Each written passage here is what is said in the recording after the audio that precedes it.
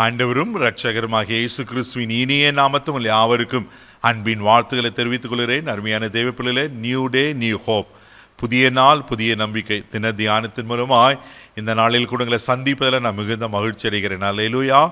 ஆண்டவருடைய பெரிதான கிருபையினாலே ஒவ்வொரு நாளும் ஆண்டவர் நமக்கு அற்புதமான வார்த்தைகளை கொடுத்து, ஆமேன், புதிய நாள் புதிய நம்பிக்கை, ஆமேன், நம்பிக்கைக்குரிய வார்த்தைகளை கொடுத்து எவ்வளோ அழகாக ஒரு தகப்பன் தன் பிள்ளைய தோல் மேலே சுமக்கிறது போல நம்மளை சுமந்து நடத்தி கொண்டு வருகிறார் அல்லவா. இதுவரை நடத்தின ஆண்டவர் இனியும் நடத்துவார். இன்றைக்கு கூட கர்த்தர் நமக்கு கொடுக்கிற வார்த்தை என்ன? 1 தெசலோனிக்கர் புஸ்தகம் 5ஆம் அதிகாரம் 16வது வசனம் கூட வாசிக்க கேட்போம். எப்பொழுதும் சந்தோஷமாய் இருங்கள். ஆமென், அல்லேலூயா. பாருங்க, தெசலோனிக்கே சபைக்கு அப்போஸ்தலனாகிய பவுல் சொல்லுகிற ஒரு காரியம் என்னன்னா, எப்பொழுதும் சந்தோஷமா இருங்க.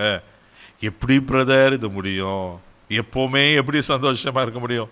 எப்பவுமே துக்கமா இருக்கிறீர்கள் அப்படின்னு சொன்னா 100க்கு 100 உண்மை. என் வாழ்க்கை துக்கமாக தானே இருக்குது. வீட்டுக்கு போனால் அங்கே பிரச்சனை, ஆஃபீஸ் போனால் அங்கே பிரச்சனை, இப்படி தப்பாங்க திரும்பினா பிள்ளைகளுடைய பிரச்சனை, இப்படி திரும்பினா மனுஷருடைய பிரச்சனை, மந்திரம் பிரச்சனை, பிசாசு பிரச்சனை, இப்படி பல பிரச்சனைகளை சூழ்ந்து தானே என் வாழ்க்கை இருக்குது. நான் எப்படி போய் சந்தோஷமாக இருக்க முடியும் அப்படின்னு நீங்கள் கலங்குறீங்களா? தேவ பிள்ளைகளை பயப்படாதீங்க. ஆண்டவர் உங்கள் கலக்கத்தை நிச்சயம் மாற்றுவார். அதனால தான் பவுல் சொல்கிறாரு, எப்பொழுதும் சந்தோஷமாக இருங்கள். அல்லேலூயா. யாருக்குங்க பிரச்சனை இல்லாமல் இருக்குது? எல்லாருக்கும் பிரச்சனை இருக்குதா? ஆமேன். ஆனால் அந்த பிரச்சனையின் மத்தியில் சந்தோஷமாக இருக்க கற்றுக்கொள்ள வேண்டும். இது எப்படி கிடைக்கும்? இது ஆண்டவர் பிள்ளைகளுக்கு ஆண்டவர் கொடுக்குற விலை மதிக்க முடியாத ஒரு பிளஸ்ஸிங், ஒரு ஆசீர்வாதம். சுற்றிலும் பிரச்சனை இருந்தாலும் கர்த்தருக்குள் எப்போது நான் மகிழ்ச்சியாக இருப்பேன்னு. அல்லேலூயா. நெகேமியா 8:10 வாசிக்கிறோம் இல்லைம்மா? தேவையில்லை, கர்த்தருக்குள் மகிழ்ச்சியாக இருங்க. அத்தி மர தொழில் விடலைனாலும் பரவாயில்ல, திராட்சை செடியில் பழம் இல்லைனாலும் பரவாயில்ல, கிடையில ஆட்டு மந்தைகள் இல்லையா பரவாயில்ல, எது இருக்குதோ இல்லையோ நான் கர்த்தருக்குள் மகிழ்ச்சியாக இருப்பேன். அப்படிப்பட்ட ஒரு நிலைமைக்கு நீங்கள் வந்து பாருங்கள், உண்மையாக உங்கள் வாழ்க்கையில் சந்தோஷமாக இருப்பீங்க. ஹல்லேலூயா. பிலிப்பியர் 4ஆம் அதிகாரம் 4வது வசனத்தை கூட நீங்கள் வாசிப்பீங்கன்னாக்கா அங்கே ரொம்ப அழகாக அப்போஸ்தலனாகிய பவுல் சொல்லுவார். வாசிக்க கேட்போம். கர்த்தருக்குள் எப்பொழுதும் சந்தோஷமாய் இருங்கள், சந்தோஷமாய் இருங்கள் என்று மறுபடியும் சொல்லுகிறேன். ஆமென். சந்தோஷமா இருங்க சொல்லிட்டு இன்னொரு முக்கியமான காரியத்தை பவுல் சொல்றார். கர்த்தருக்குள் எப்பொழுதும் சந்தோஷமா இருக்கணும். சந்தோஷமா இருக்கணும் அப்படின்னு சொல்லிட்டு நான் குடிச்சு நான் சந்தோஷமா இருக்க முடியாது. சினிமா பார்த்து தியேட்டருக்கு போய் சந்தோஷமா இருக்க முடியாது.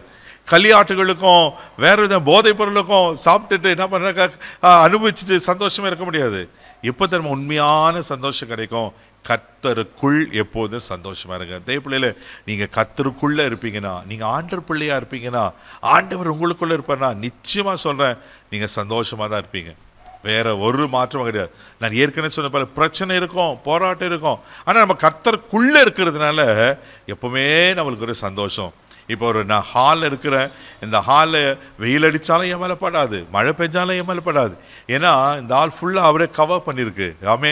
அதே போல் நீங்கள் அதே போல் தான் நீங்கள் கர்த்தருக்குள்ளே இருக்கும்போது அவங்களுக்கு எவ்வளோ துக்கங்கள், கஷ்டங்கள், வேதனை இருந்தாலும் ஆண்டவர் அதை மகிழ்ச்சியாய் சந்தோஷமாய் மாற்றுவதற்கு உண்மையில் இருக்கிறார். ஆண்டவர் சொல்ல வார்த்தை பிறகு கர்த்தருக்குள்ளே சந்தோஷமாக இருங்க, அவர் எல்லாவற்றையும் பார்த்துக்கொள்வார். இந்த நாள் உங்களுக்கு ஒரு மகிழ்ச்சி நாளாக இருக்கும். கண்டிப்பாக கண்களை மூடி நாம் ஜெபிக்கலாம். அன்பு தகப்பனே, உமக்கு நன்றி சொல்லி நம்ம துதிக்கிறோம், ஸ்தோத்திரப்பா.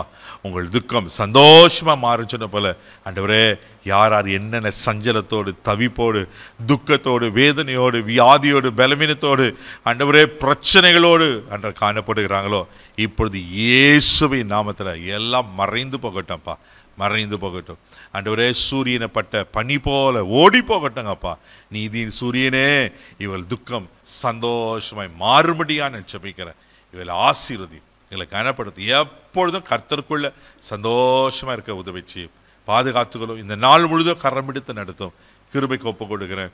இயேசுவின் மூலம் ஜெபம் கேளும் பிதாவே, ஆமென். கர்த்தர் உங்களோடு கூட இருக்கிறார். சந்தோஷமா இருங்க. God bless you.